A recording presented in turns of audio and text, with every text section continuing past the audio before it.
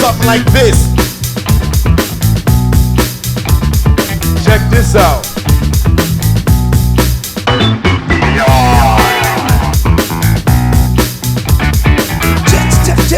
Check it out. What's it all about?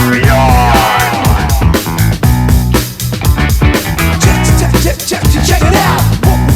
What's it all about?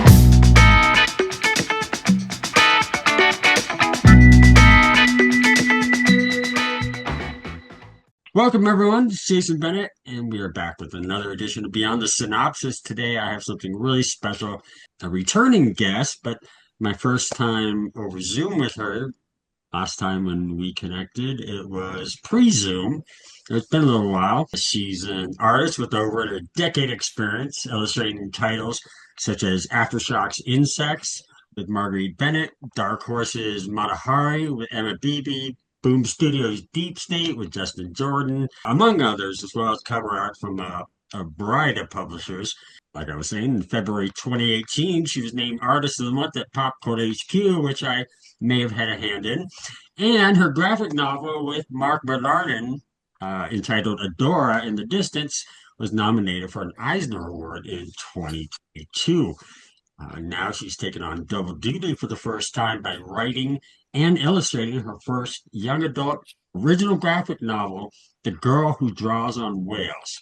The ComiXology Originals OGN debuts digitally September 23rd, with Dark Horse Books publishing a print format that will arrive into early next year around March 31st.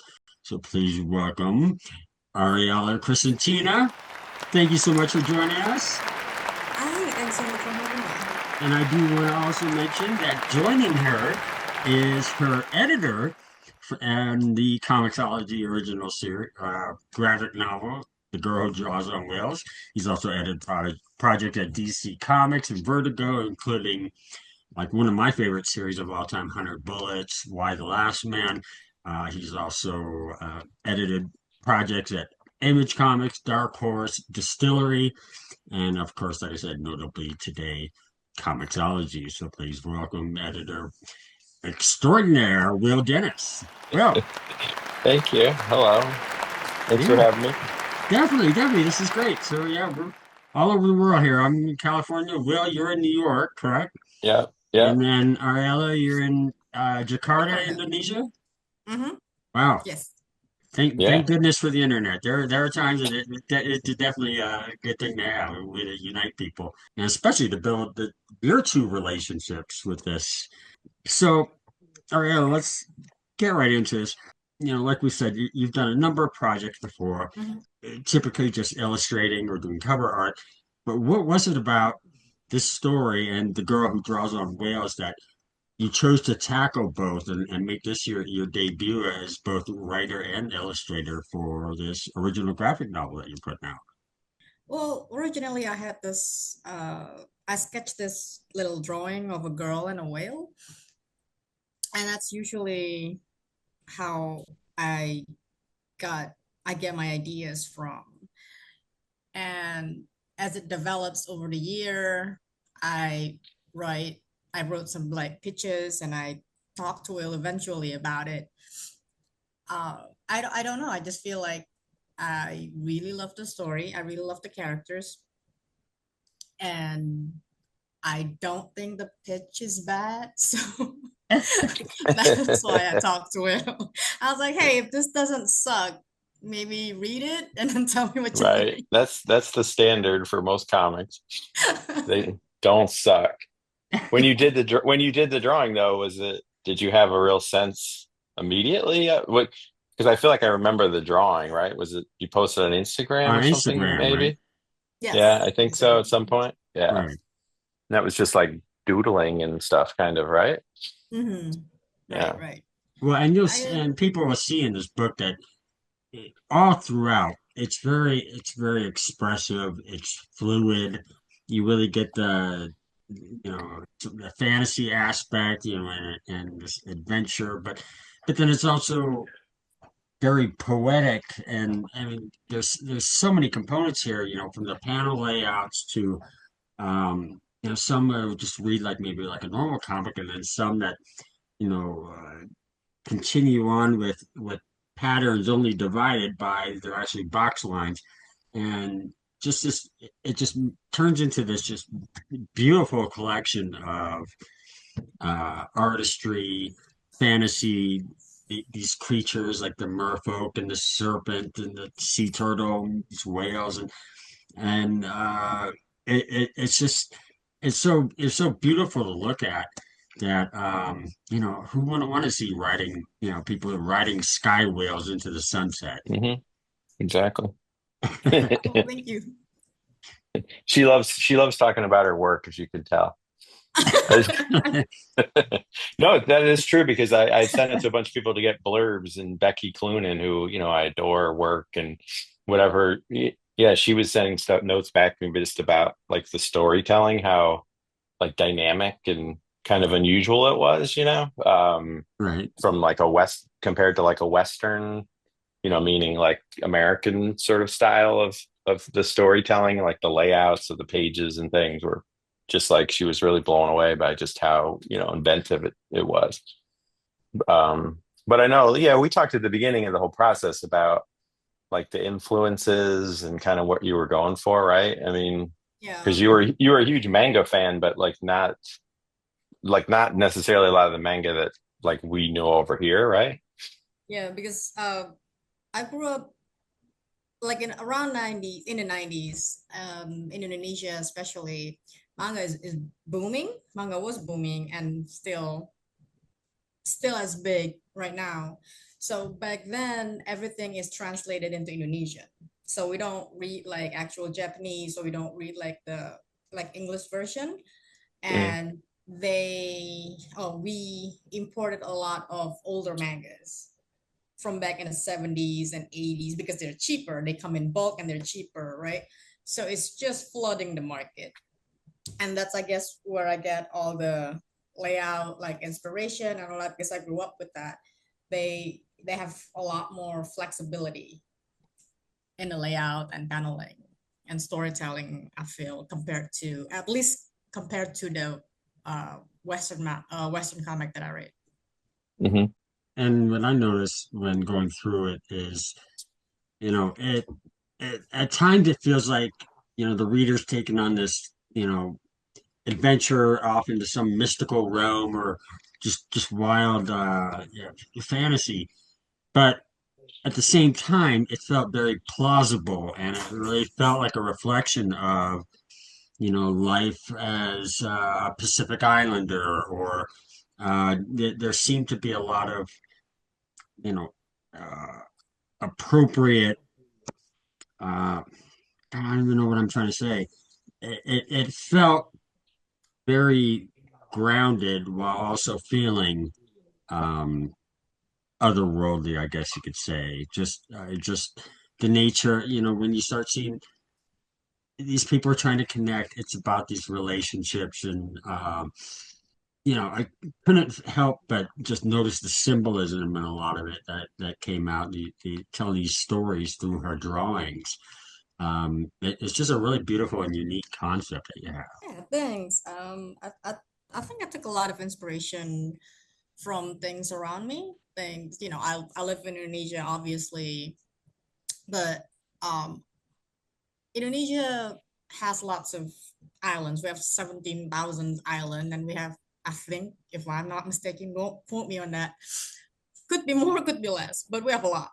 Yeah. So, and every province and every ethnicities has their own mythologies, stories.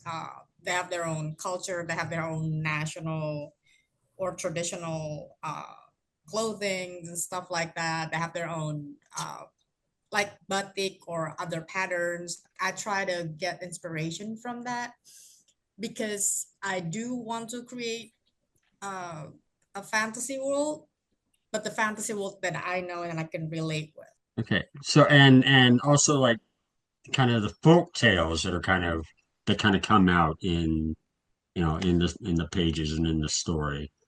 That seems to be real you know, located kind of, you know, in your region, um Mhm. that really come out really well throughout throughout the book actually. Oh yeah, thanks. That is the goal. Like I don't want to like write it in the book like, oh, this is from so and so. I don't want to call it um or use the specific term that I know.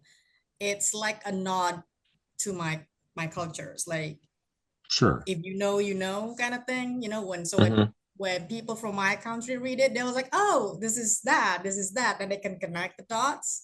Right. But I don't really want to shove it into like people's throat, like, oh, this is my culture. I don't want to. Oh, and it doesn't come across Right. that way. It really I doesn't. hope so. I hope No, so. no. And that's kind of on the flip side of that, in editing this, Hmm. how do you approach that? Look, seeing how she's bringing out culture and her experiences, and how much do you have to know going in beforehand to understand some of that in what she's trying to express? Um, Not a lot, to be honest. I mean, I feel Okay. like my approach has always been like if you get the really good people working on something that they're excited about, like you want to be as invisible as possible, right? Like me putting all my fingerprints all over things or asking for her to explain to me her culture or, folk tales, whatever. It was like I have to take on some level that and a lot of this stuff is just it's sort of ingrained in all of our cultures, all of our histories. Like I don't really, like I can see some of the influences that she's looking at, but then there's a lot I can't see. But for me, it's like, I mean, I think it's helped by it's like a fantasy. Ultimately, it's like kind of a fantasy world, right? So it's Right. just this mishmash of a lot of different things, but it feels very authentic because she's very authentic about it. It's her own culture, and it's like, we see a lot of these things in the West that, these kind of Asian, can they just jam a lot of different things together, and it feels very sort of in a somewhat appropriated or just sort of it's like it's to people in those, like we've had talks about some of the films, some of these movies in recent years that, it's like, well, it's a little Chinese and it's a little, Yeah. Indonesian and it's a little, and it's like to us, it's just like, oh, it's all this very fantastical, almost like Orientalism sort of thing. But yeah, I just feel like the book feels very authentic to me, and it's like ultimately, like if you don't like the characters and you don't feel connected to the characters, like all the rest of it's just kind of stage dressing, So I think Right. that's where we always Sure. start, where I always start is like, what's the heart of the matter? Like what's this about? Why should I care? Do they care about each other? Are these like interesting three-dimensional characters? Or are they all just kind of stand-ins, cutouts? So once that sort of stuff is done, like she can dress it up any way she wants to dress it up. Like she's the artist. So, I think it's behooves me to just kind of step back from that and, not try to dictate like, about her own experience and culture. Sure, sure. I don't know, I think it's a Will is like the first basically reader, right? Like if he has to understand things like certain things to understand the story, then that means my story doesn't work Right. for everyone. It Right. has to work for everyone because this is like, international story. Everybody can read it. Like they cannot you cannot expect people to understand my culture to understand the story. Then something doesn't connect there. Right. Yeah. Yeah. There's no reason for me. If I have to do a lot of research or something before we even start, Right. then yeah, it feels like, that's probably not going to work to like a broader audience. Mm. So I think that's always the thing. And as you were saying before, Ariel, and you were saying, it's just like there's all these cultural touchstones, but they're not super specific. It's not like, you're not force feeding anybody like, Yeah. this is the myth of my people and you need to understand where I'm coming from, sort of stuff. It feels like an artist who spent their whole life kind of reading stories, reading manga, or watching, anime, all these things. And then it's just sort of like, I mean, that's for me is always the interesting part about the creative process. Like, I don't know where it comes from out of these people, right? It's just their sort of all of their experiences put together. Sure, right. Yeah, and I know in like I mentioned, the girl who draws on whales is written and illustrated by Ariela. She is joined on colors by Sarah Stern and Bernardo Brice on letters. Is Hmm. that, is that right? Well, Yeah, that's correct. working with Yeah, both them. that's right. Okay. Yeah, and it's just, it's just visually captivating. And you do have some great characters, your lead character really feels like the whale whisperer, I guess, Hmm. or Hmm. almost that yeah, share a little bit about your your lead character and what really drives her in this story. Hmm.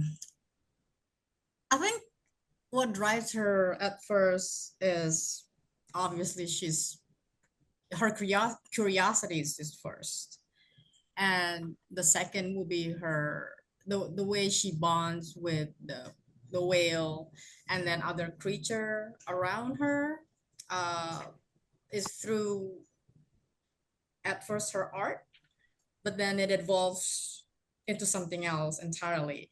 Like she uses poems to talk to these creatures, and then the whale is sort of the anchor or like the translator between her and other creatures. Or at least I frame it that way.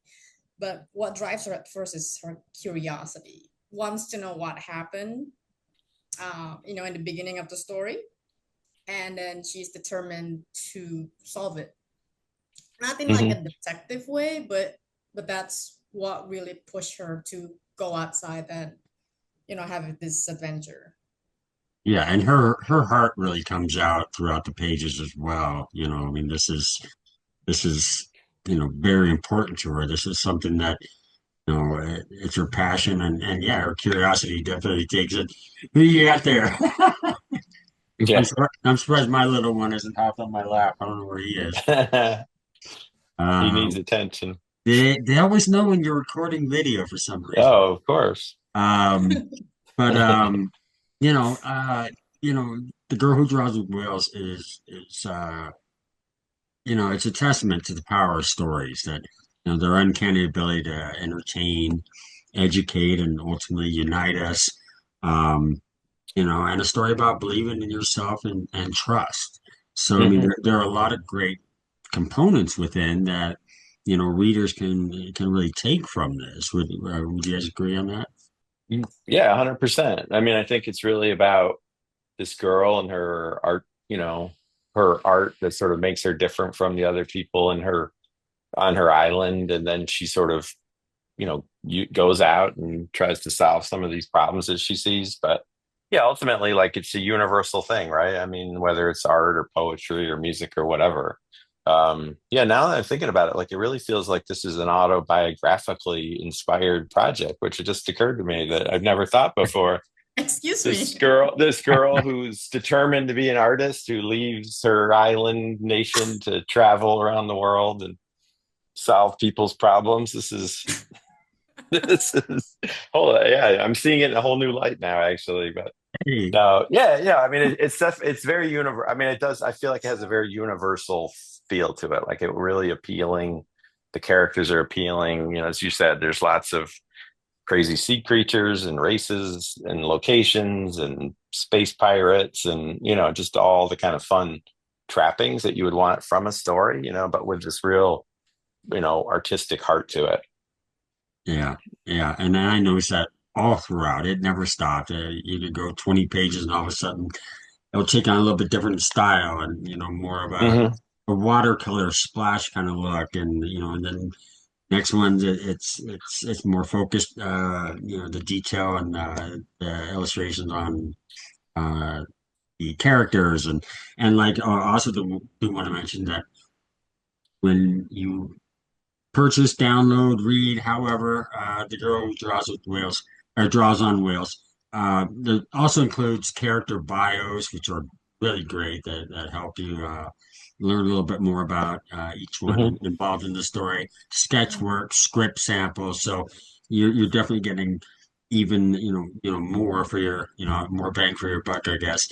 Hmm. Um, and presenting an overall package, which is really exciting to see coming to ComiXology as well as soon to be in print. Wow, not Yeah, it's six, going to 7 months from now.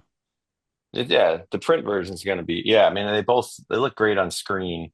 I think some of the layouts might have caused ComiXology a little agita, but they have certain like things that they like us to stick to, certain guidelines that like she Okay. immediately was like, oh.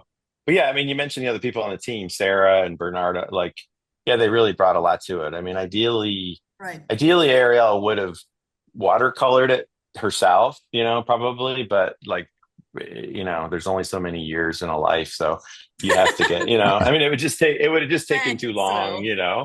Well, you said it. I mean, so it Why was don't you great to just find. letter it too? Why don't you know? Well, it was So, great to find Sarah who could sort of do this, sort of watercolory, and so the two of them worked pretty closely together trying to get it to have this certain look to it, like a very sort of textural watercolory look. And then Bernardo did a great job of, all these different, you know, fonts for different characters and, yeah, just different styles all throughout it to really help separate characters, races, underwater dragons, like all the crazy stuff that's in it, so which is great, but that's, you get the right people in the right, positions on the field, like it's pretty easy, right?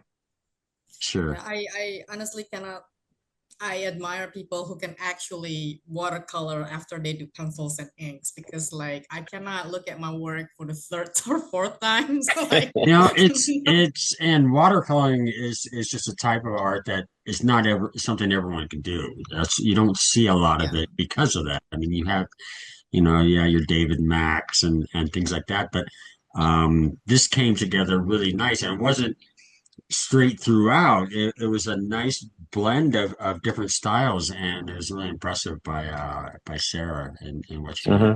contributed to it, yeah, especially she's with amazing. such detail in some of these creatures like the serpent and the whales that the scales or I mean there was so much there that and it just really added to the overall experience in reading the book, and I think it's really commendable from all around the creative, really. Thank you. Thank you. Appreciate Yeah, it. thank you.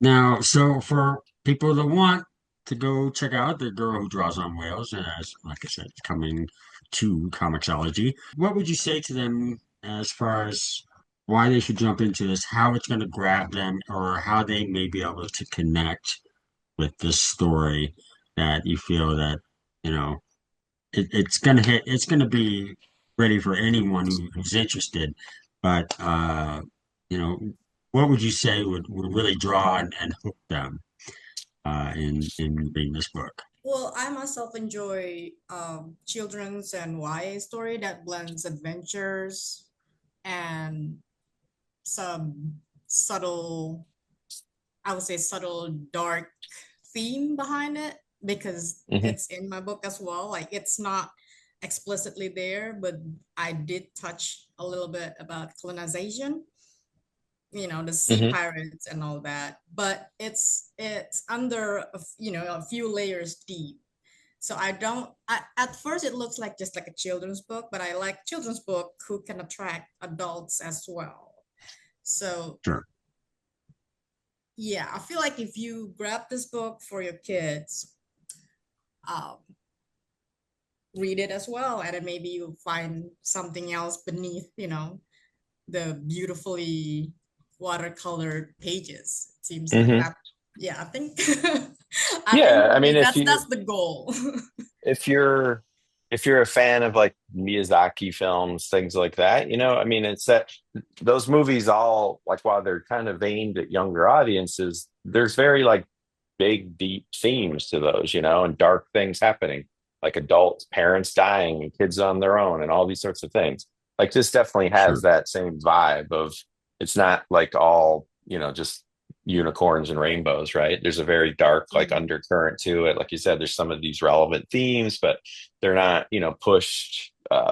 Which is, I think, I mean, ComiXology is super supportive of just letting creators do what they want. Like we don't get any notes from them, we don't get any pushback from them, and so for me it's just like, well, if you can explore these themes. I mean, when I worked at Vertigo for years, that was always the thing. People would say, what would make a Vertigo book? And it was always like, well, it can be a cool big story, but it has to have some other stuff happening. It has to have like some relevant themes or some other stuff, and it doesn't have to be hitting you over the head with it. But so yeah, I think that's the thing. It really works. You can just read it as a straight fun adventure story, or if you know a little about imperialism and world history and other things, like you might see some elements to it. If you know stuff about climate change and other things, you'll see there might be things in there that you can relate to. But ultimately, yeah, it's just this like really fairly propulsive, fast-paced adventure about some young people like trying to save some whales and ultimately save the world, on some level. But Right. yeah, No, it's wonderful. And I know for me personally, I really like that it gave kind of the folktale experience, and that really came through, so it's something that, I have a 3-year-old niece. It's something that I could sit down with her and read and share and kind of experience together. And that's something that I think is really beautiful about the book, that it can, help in that area and making that connection with a younger reader, and something that you can celebrate together and yeah. experience. It's so visually beautiful that like anybody should be able to enjoy it on that level, but Sure. yeah, I think that's the thing. You can see it working for like the real YA crowd, but also for their parents it's not like we're not dumbing anything down. You're not like talking down to anybody. Like it's, I mean, like I was saying, she did all this like not in her native language, which is an incredible feat to me. Like I can't, I can order food in a French restaurant maybe, but like, all of it was written in English. Like we didn't have it translated by anybody else. Like she just wrote it all herself, like straight, which is incredible. Yeah. And I think we in America, in the United States, deal with that a lot. Just that the fascination about how everyone from other countries, speak 2, 3, 4 languages. Yeah. And of course, then, we kind of, ruin English and kind of dumb it down a little bit, to make it easier for us. So, but that's for another episode. But right, anyways, that's the after dark episode. Yeah, exactly. Coming tonight after hours. Right. The behind the paywall. We're gonna get really deep on that. But yeah, so everyone, we definitely want you to go out, get your copy of The Girl Who Draws on Whales. It's a ComiXology Originals original graphic novel that's available beginning September 23rd digitally, and coming soon, Dark Horse Books, in March of 2026. Thank you to my guest, writer and artist, Ariela Kristantina, and her editor on the book, Will Dennis, and also just want to give a shout out to, once again, to Sarah Stern and Bernardo Brice for their contribution. So, Ariela and Will, thank you so much for taking the time and Thank you. sharing about your project. This is really wonderful, and I can't wait for it to get out there in the world, digitally and physically come around next year. For sure. Thanks for having us. My pleasure. Yes, thank you. And there you have it, folks.